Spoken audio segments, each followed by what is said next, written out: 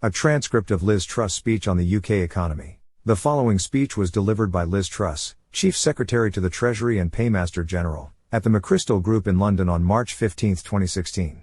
It has been transcribed to best match the video version of her speech and edited to fit within our character count rules.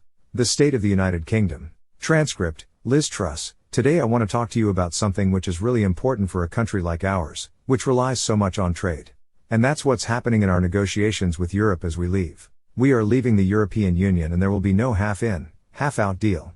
We will be leaving the single market and ending free movement. That was a referendum result and it must be respected. But we do not want to do harm to our economy by losing out on trade with one of our biggest partners. So we have started discussions with them. The talks have been constructive but they haven't yet got us over the line because there are still some areas where we disagree. Most importantly, their demand that we stay in lockstep with EU rules and regulations, even after we have left. Now if someone wants to change their mind halfway through a negotiation, that's fine, but you don't expect them to ask you to change your mind too. This isn't how international negotiations work. It's certainly not how business deals work. And that is why we need to step up our planning for a no-deal scenario, just in case it happens. Because if we get to March 2019 without an agreement, Britain would take back control of its money, laws and borders, but Northern Ireland would effectively remain in parts of the single market and customs union, creating a border down the Irish Sea.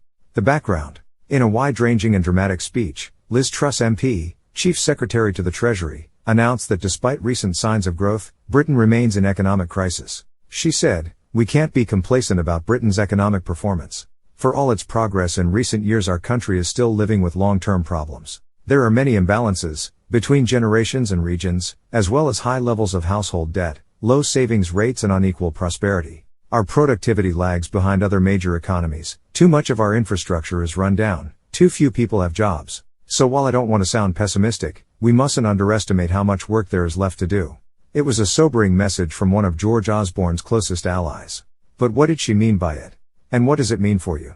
Here is a full transcript of her speech at Mansion House. If you think of yourself as part of Team Osborne, then read it carefully. If not, then read it anyway, because whether or not you agree with Liz Truss, and I don't, nobody should fail to understand why those who do back him think they have good reasons to do so.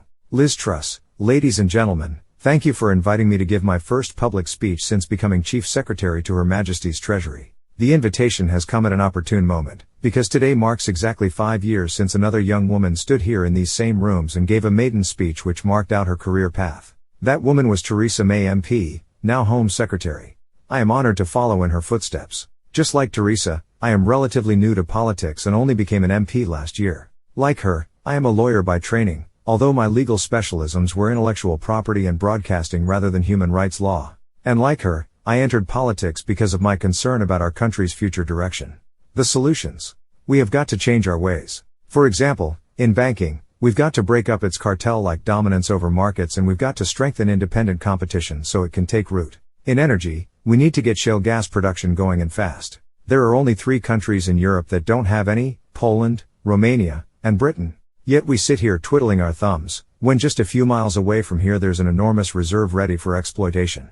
And in housing, I know everyone says there is nothing you can do about house prices, but I disagree. I think government has a huge role to play in helping people buy their own homes by ensuring more land is released for development and by taking action against land hoarders who hold back supply and drive up prices. The point is, if we want to make a difference to people's lives, then we need to look at what kind of country we want Britain to be. Do we want it to be an open society where businesses compete fairly and individuals succeed or fail according to their efforts? Or do we want it closed down? Do we want it static?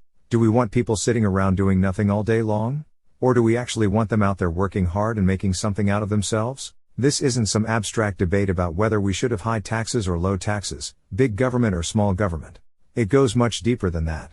This is a question of values. What sort of people do we want to be?